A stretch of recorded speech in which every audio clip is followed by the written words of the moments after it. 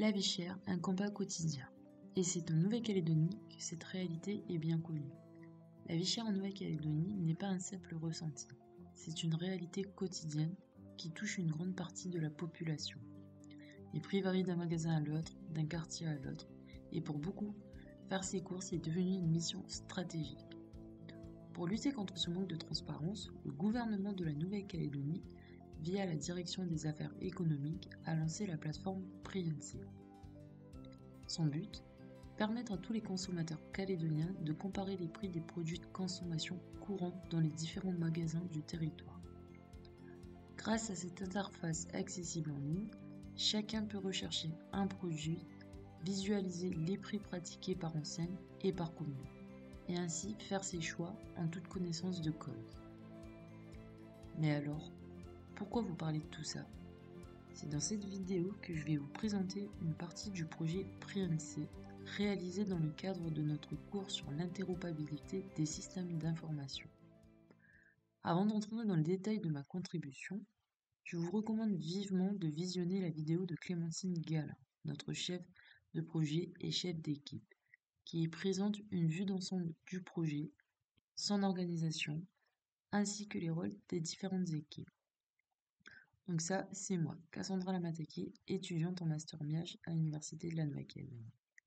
J'ai intégré l'équipe DataPrep qui avait pour mission principale de préparer les données brutes issues de l'API PriNC afin de les rendre exploitables. J'ai donc travaillé en collaboration avec Touraya sur la réalisation de ce notebook accessible ici. Il rassemble toutes les étapes de traitement des données issues de l'API PriNC, de leur collecte automatisée à leur préparation finale pour les équipes DataVis et DataUse. Ce travail nous a également permis de générer un dataset propre et structuré que nous avons livré aux autres équipes pour la suite du projet. Donc maintenant, passons aux grandes étapes de notre traitement de données autour de la plateforme PriNC. Tout commence par la récupération des données via l'API publique. Ensuite, nous passons à l'étape de nettoyage des données. Une fois les données nettoyées, nous procédons à leur normalisation. Viennent ensuite les ajustements métiers, c'est-à-dire des modifications spécifiques demandées par les équipes clientes. Et enfin, nous avons mis en place un reporting.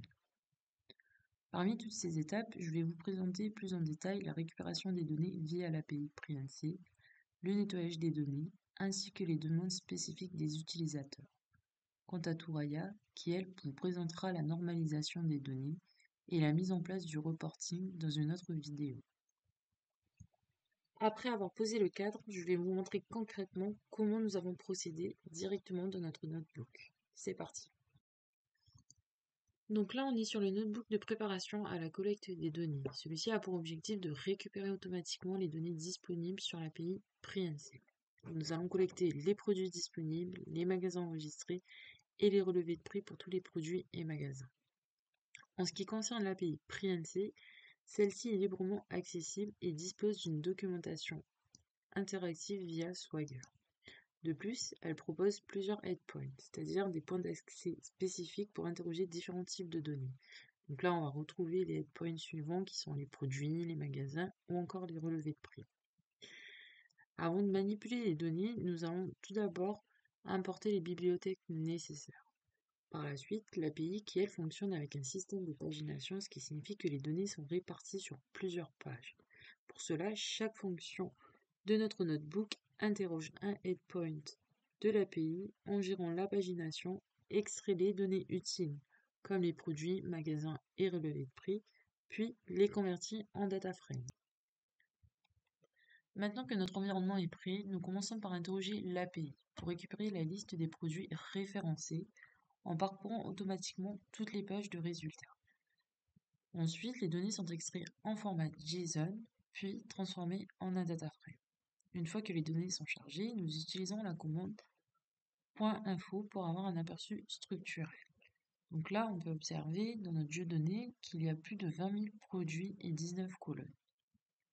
Parmi ces colonnes, on va retrouver le nom du produit, son origine, que ce soit en import ou en local, sa classe, sa variété et encore d'autres informations concernant ce produit.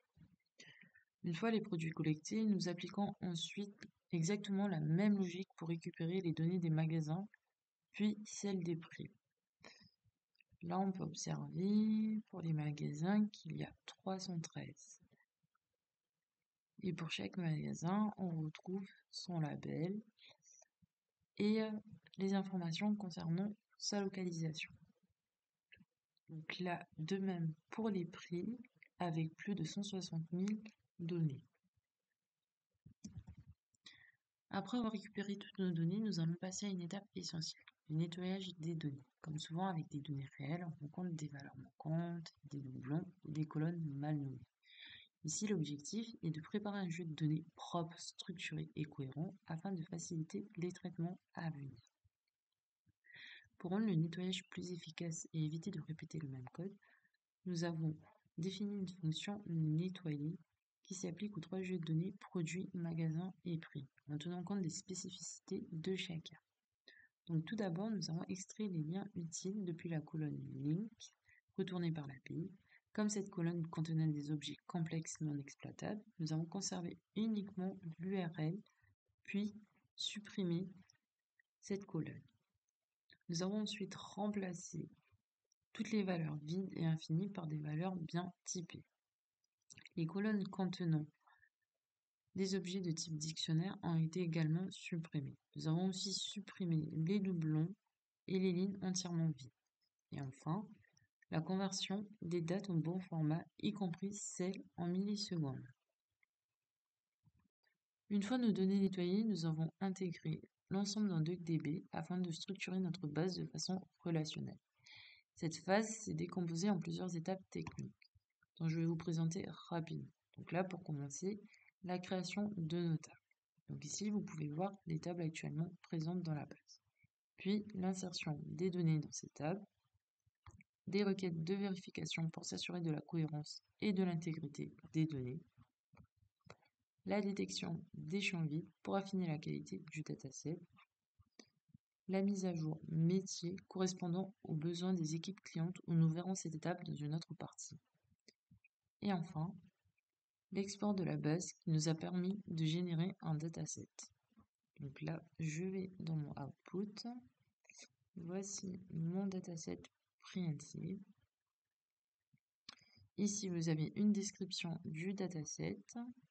Et là, dans mon dossier export, nous avons toutes nos tables exportées en fichier Parquet et CSV, puis notre base DuckDB. Revenons sur les étapes principales de la construction de notre dataset Prehensive. Après avoir présenté les 2 premières étapes, la récupération des données et leur nettoyage, je vais maintenant me focaliser sur l'étape des demandes utilisateurs.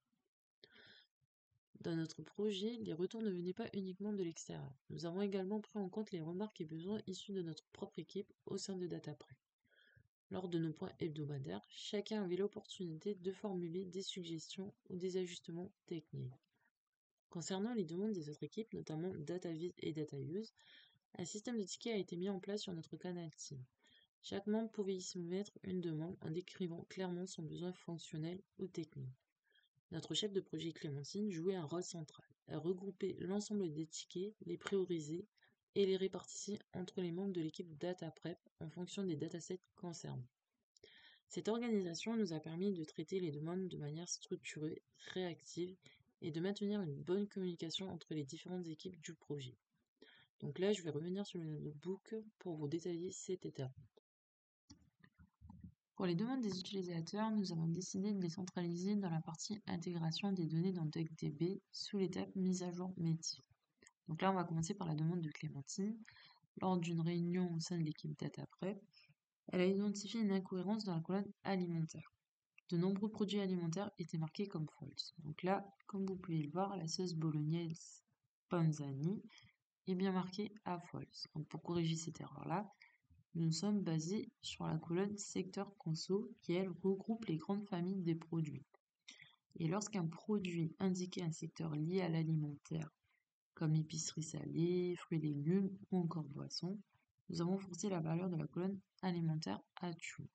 Ce traitement a été appliqué via une requête SQL directement sur la table produit. Donc là, vous pouvez voir qu'on a identifié les grandes familles liés à l'alimentaire comme épicerie salée, fruits et légumes, surgelés, etc. Et enfin, nous avons ici le résultat final. Donc ici, nous avons la sauce bolognaise panzani qui a pour valeur true. Une autre demande a été formulée par l'équipe DataVis. Il s'agissait de mettre en majuscule les valeurs des colonnes secteur conso et sous-secteur conso. Donc là, on revient sur notre notebook. Ici, nous avons les valeurs de départ des colonnes concernées. Donc ici, secteur conso et sous-secteur conso. Puis, nous avons ajouté dans l'insertion des données DuckDB notre requête répondant à cette demande. Donc là, on arrive au résultat où on peut voir que les valeurs de ces colonnes-là sont désormais en majuscules. Par la suite, lors de nos échanges avec les équipes DataVis et DataUse, une demande a été formulée concernant le renommage des colonnes en Snakecase. En effet, certaines différences de format pouvaient prêter à confusion lors du croisement des datasets produits par notre équipe DataPrep. Pour garantir l'uniformité et faciliter le travail de collaboration, nous avons donc adopté une convention claire et homogène pour le nommage des colonnes directement dans la phase nettoyage. Donc, voici le code utilisé pour transformer automatiquement tous les noms de colonnes en Snakecase. Donc là, comme on peut le voir, la modification de ces colonnes a bien été prise en compte dans nos tables produits, magasins et prix. Passons maintenant à notre conclusion. Ce projet Priancy a été pour moi une expérience formatrice, à la fois sur le plan technique, organisationnel et humain. Sur le plan technique, nous avons mis en place notre pipeline complet de traitement des données, partant de la récupération automatique via l'API Priancy jusqu'à la structuration finale dans DuckDB. Cette mission nous a permis de mobiliser de nombreux outils et conseils, dont l'utilisation de Python et Panda, le nettoyage automatisé des données avec des fonctions génériques, et enfin, l'intégration dans une base DuckDB. Nous avons également mis en pratique des éléments appris à travers nos certifications sur Kaggle, ce qui nous a permis de produire un notebook lisible, rigoureux et réutilisable. Mais au-delà de l'aspect technique, ce projet nous a surtout appris à travailler en mode collaboratif. J'ai travaillé en binôme avec Touraya au sein de l'équipe DataPrep et nous avons bien su répartir les tâches pour être efficaces. Nous avons aussi échangé avec les autres équipes, notamment DataVis et DataUse, via un système de tickets sur Teams ou lors de nos échanges en cours. Cela nous a permis d'adapter nos jeux de données à leurs besoins réels. Clémentine, quant à elle, a assuré une coordination fluide entre les équipes tout en priorisant les tâches et en s'assurant que les objectifs soient atteints. Pour finir, je tiens à remercier particulièrement Clémentine Gala, notre chef de projet, pour son implication et son investissement tout au long du projet. Elle a su prendre son rôle à cœur en assurant la coordination entre les équipes, sa capacité à répartir les demandes, à organiser les priorités et surtout nous guider avec bienveillance et efficacité. Je remercie également Adrien pour son accompagnement tout au long de cette aventure. Ses conseils techniques nous ont permis de progresser et d'adopter une vraie méthodologie professionnelle. Il a su nous transmettre son expérience avec beaucoup de pédagogie, tout en restant bienveillant et encourageant. Voici pour cette présentation. Merci d'avoir regardé cette vidéo jusqu'au bout. J'espère qu'elle vous a plu et qu'elle vous a permis de mieux comprendre notre travail sur le projet Priancy. Merci, au revoir.